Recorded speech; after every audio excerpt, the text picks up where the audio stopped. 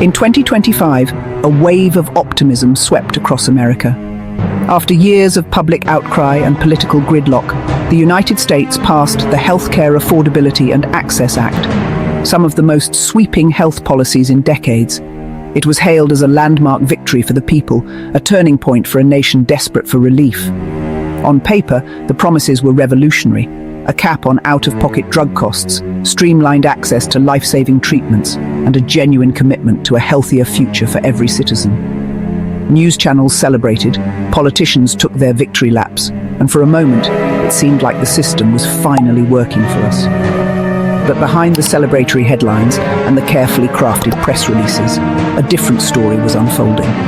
A story hidden in plain sight, buried in thousands of pages of legislative text, and whispered in the corridors of power where the real decisions are made. Because while our elected officials debated the finer points on the Senate floor, the most powerful forces in healthcare weren't in the chamber.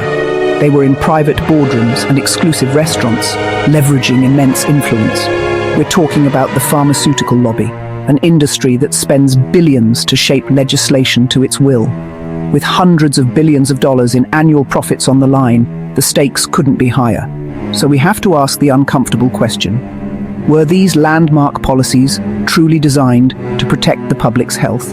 Or were they meticulously engineered to protect the industry's bottom line, creating loopholes and advantages that would ultimately cost us all?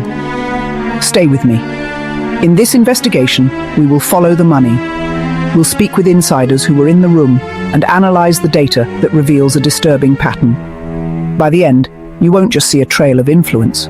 You'll understand the sophisticated playbook used to manipulate policy, and you'll be able to decide for yourself who this new law really serves. For decades, the pharmaceutical industry has been one of the most powerful lobbying forces in America.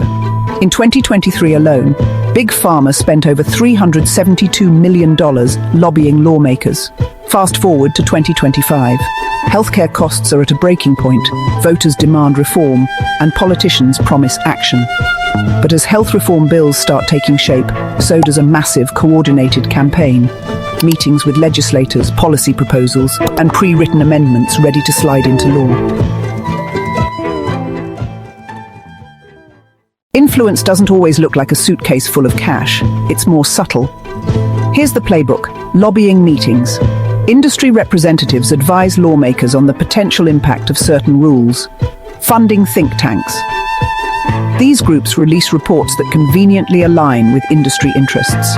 Public campaigns, TV ads warning that policy changes could threaten innovation or delay life-saving drugs.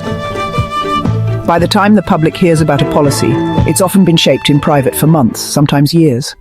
In early 2025, Congress introduced the Affordable Access and Innovation Act, a bill promising to finally tackle soaring drug costs. Hailed by patient advocates, its initial draft aimed to fast-track generic alternatives and cap expenses. But what began as a beacon of hope soon became a case study in influence. When the final version emerged from committee, it was almost unrecognizable. Behind the scenes, a different story unfolded. Our investigation uncovered a surge of activity from pharmaceutical lobbying firms. In just 3 months, lobbying expenditures spiked by 28%. We tracked over 200 logged meetings between industry representatives and key committee members. Simultaneously, a multi-million-dollar ad campaign reframed the bill not as help for patients, but as a threat to American innovation. It's not illegal. It's influence. It's a slow, methodical process. You don't use cash. You use data. You sit with staffers and lawmakers, presenting charts on R&D costs and global competition. You make a compelling case about not stifling the next miracle cure. Eventually, the language shifts. A clause here, an amendment there. The bill starts to look like their proposal. Critics argue this process tilts the balance toward profit over public health.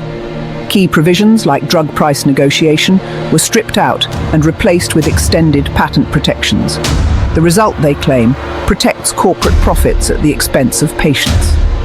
Supporters counter that their participation is essential to prevent the US from falling behind in medical innovation. They argue it prevents crippling the delicate ecosystem of research, leaving a difficult question: is a middle ground even possible? Here's where the numbers speak for themselves.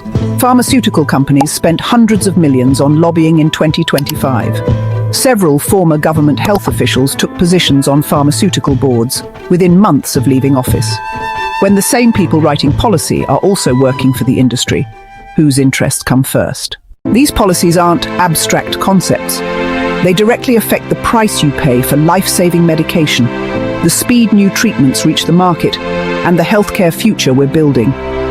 For millions, this translates into impossible choices between affording a prescription and paying for necessities. Every decision made in the halls of power ripples outwards, landing in the medicine cabinets of ordinary people. So, does Big Pharma's influence protect innovation or simply profits? The industry maintains high prices are necessary to fund risky research for future cures. Yet critics point out that many top companies spend more on marketing and stock buybacks than on R&D. It forces us to ask what our high premiums are truly funding: groundbreaking science or shareholder value? This reveals a fundamental truth. Healthcare policy isn't just about medicine, it's about power. The power to shape laws, control access, and define the debate. The more you know about who shapes these laws, the more you can demand the transparency we all deserve. This isn't a partisan issue, it's a fundamental question of public health and fairness.